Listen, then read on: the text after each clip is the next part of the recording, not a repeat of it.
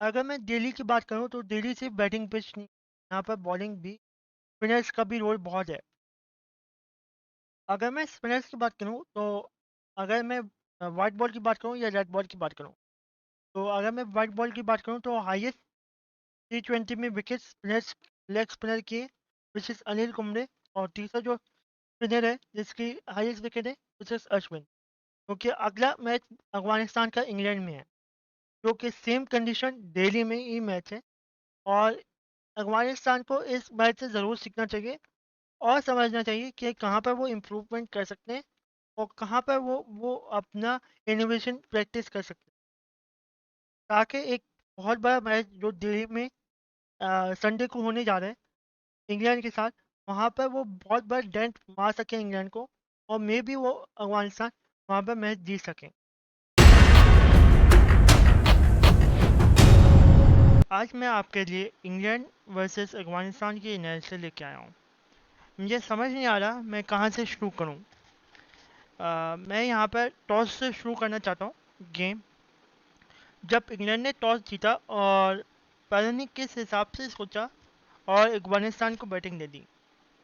अगर आप BBC report पढ़ेंगे ऑफ दिल्ली की क्लाइमेट चेंज की, तो वहाँ पर क्लियरली बता रहा है कि ह्यूमिडिटी लेस देन 30 है और विंड स्पीड 10 किलोमीटर है, जो साफ साफ इंडिकेशन है कि बाद में ड्यू नहीं पड़ेगी, जिसकी वजह से उनके स्पिनर्स को कोई इफेक्ट नहीं होगा ऑफ स्ट्रेट वन का, और आपके सेकेंड इनिंग में भी स्पिन होगी गेंद। और अगर हम देखें दूसरी साइड, अगर पिच रिपोर्ट देखें तो डेली एक बैटिंग पिच है, हमें ये पता है, बट वहाँ पर रफ पिचेस भी हैं और क्रैक्स हैं, जो कि स्पिनर्स को ज़रूर हेल्प करते हैं। और हमने कुछ डिग्रीज ऑफ टर्न्स भी देखी हैं between South Africa and Sri Lanka. Miraz ने जैसे बहुत गेंद कराई, स्पिन हुई, और 2-3 मैचेस यहाँ पर हो चुके हैं, तो इसका मतलब है पिच पुरानी हो गई है, इसका मतलब है बॉल यहाँ पर टर्न होगी। जब आप सेकेंड इनिंग में आते हैं तो बॉल ज़्यादा टर्न होती है अगर ड्यू नहीं पड़े तो, क्योंकि फर्स्ट इनिंग में आप उसके क्रैक्स वाइडन अप कर देते हो by by hitting the hard land. तो ये सब कुछ था, और अफगानिस्तान को यहाँ पर टॉस हारने का बहुत फ़ायदा हुआ। आइए चलते हैं अफगानिस्तान की बैटिंग का देखते हैं। जैसे अफगानिस्तान ने बैटिंग की और बहुत गंदी बॉलिंग की इंग्लैंड ने। अगर मैं इंग्लैंड की बात करूं तो इंग्लैंड सैम करन से आगे गेंद करा रहे और क्रिस वोक्स से, तो दोनों ऐसे फास्ट बॉलर हैं जो जो कि आगे गेंद करा रहे हैं, बट उनकी स्विंग बिल्कुल नहीं हो रही, बिल्कुल थोड़ी सी हो रही है। वो समझ रहे हैं कि ड्यूक गेंद है और ये पढ़ के स्विंग हो जाएगी जैसे इंग्लैंड में स्विंग होती है। ऐसे नहीं होगा, ये एस डी है, और इसे इसे आप हार्ड लैंड पे हिट करेंगे तब भी कुछ इफेक्ट आएगा इसके अंदर, और आगे पुश करेंगे इसे। ऐसे स्विंग आराम से नहीं होगी, और ना विंड विंड इतनी चल रही थी कि फास्टर बॉलर्स को हेल्प मिले।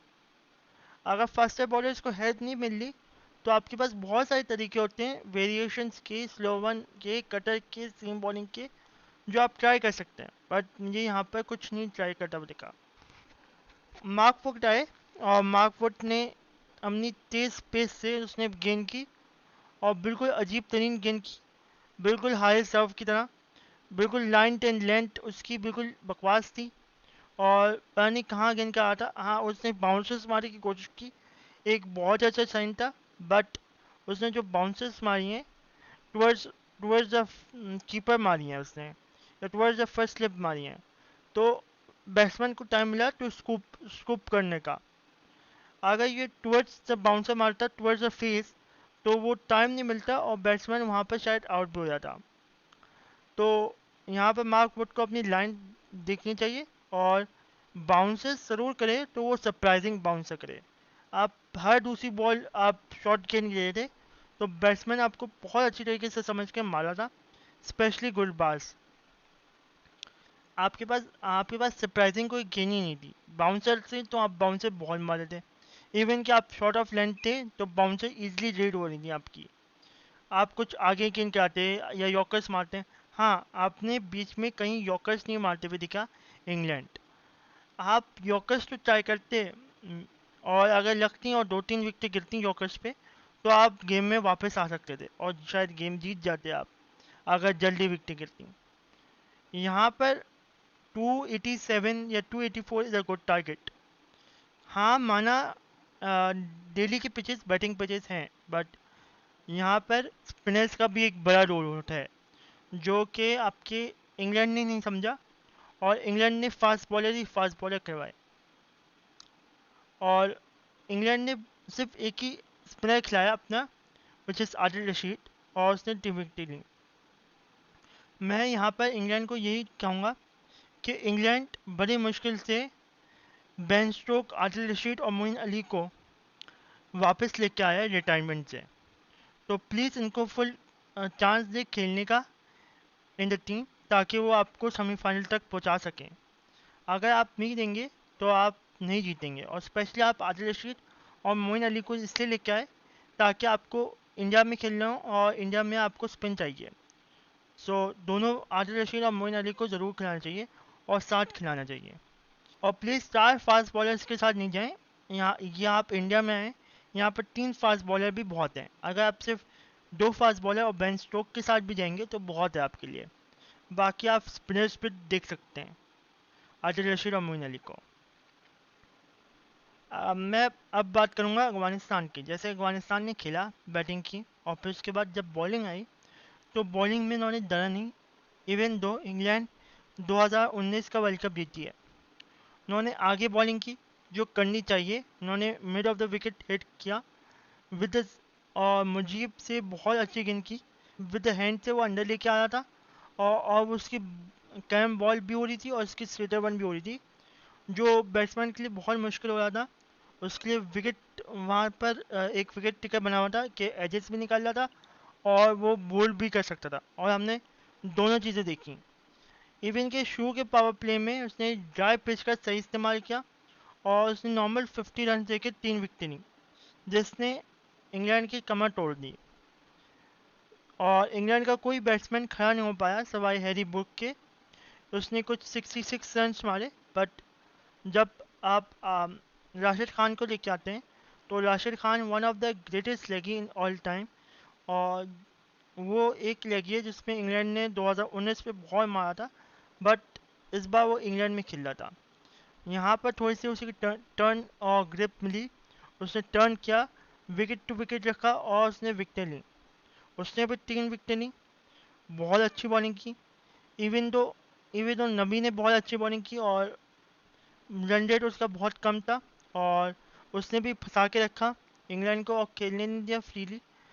तो ओवरऑल अफगानिस्तान की बहुत अच्छी परफॉर्मेंस थी इन द बॉलिंग, और स्पेशली मैं ये कहना चाहूँगा कि आपकी कैप्टनसी बड़ी अच्छी थी।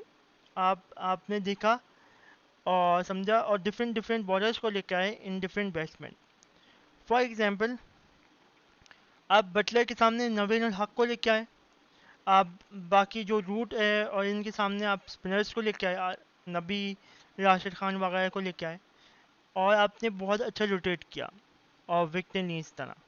तो बहुत अच्छी कैप्टनसी हुई यहाँ पर, और मैं अफगानिस्तान से कहूँगा कि आप इसी तरह आप एग्रेसिवनेस के साथ खेलें, और इसी तरह प्लानिंग के साथ खेलें, हर बैट्समैन के ऊपर प्लान करें। और अफगानिस्तान बहुत अच्छा एग्जाम्पल है टू द अदर टीम्स, ताकि वो सीख सकें।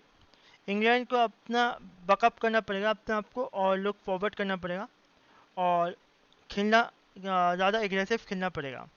अगर एग्रेसिव नहीं खेलेंगे तो इंग्लैंड काफ़ी मैचेस हारेगा, और शायद सेमीफाइनल में ना दिखे आपको, अगर इंग्लैंड इसी अप्रोच के साथ खेलता है। अगला match between Australia versus Sri Lanka है, जो बहुत बड़ा मैच है। दोनों टीमें दो दो मैचेस हारी हैं, और कौन सी टीम जीतती है ये देखना पड़ेगा। और मुझे लग रहा है कि श्रीलंका जीत जाएगी, क्योंकि ऑस्ट्रेलिया बहुत स्पिन पे बहुत कमज़ोर तरीके से खेल लिया अभी। तो बिल्कुल तीन तीन बैट्समैन ऑस्ट्रेलिया के मेन होंगे, which is Warner, Smith and Labuschagne, और तीनों स्पिन पे अच्छा खेलते हैं, और बाकी स्ट्रगल कर रहे हैं towards the spin. I think एक बॉलर फिंगर स्पिनर बहुत ख़तरनाक होगा, क्योंकि वो भी बिल्कुल आगे लैंड कराता है और आपका स्पिन करता है आगे से। और लखनऊ की पिच स्पिन को सपोर्ट करती है, तो ऑस्ट्रेलिया को बहुत गौर से खेलना पड़ेगा इसे। अगर जैसे भी फोकस हटा तो विकेट गिरने के चांसेस हैं। और फिर उसके बाद विलालेगी आता है, वो बहुत अच्छा बॉलर है। हमने उसे एशिया कप में देखा, और जहाँ उसे टर्निंग पेज मिलती थी वो विकेट लेता था। इवन दो उससे पाकिस्तान और इंडिया के हलक में मूल मैच ले गया। हाँ, वो वर्ल्ड कप में ज़रूर मैच हार गया पाकिस्तान से, but he is one of the special bowlers. और उसकी ऑफ स्पिन ट्रबल कर सकती है, तो उसे भी ऑस्ट्रेलिया को देख के खेलना पड़ेगा। तो इन द एंड ऑस्ट्रेलिया को अच्छा खेलना पड़ेगा, एग्रेसिव खेलना पड़ेगा टुवर्ड्स द स्पिन। फिर ही चांस है ऑस्ट्रेलिया जीत सकता है, वरना श्रीलंका बहुत आगे है। और श्रीलंका मोस्टली स्पिन खिलाएगा आपको, क्योंकि आप स्पिन पे स्ट्रगल भी करें, और लखनऊ की पिचेस स्पिन को सपोर्ट भी करती हैं।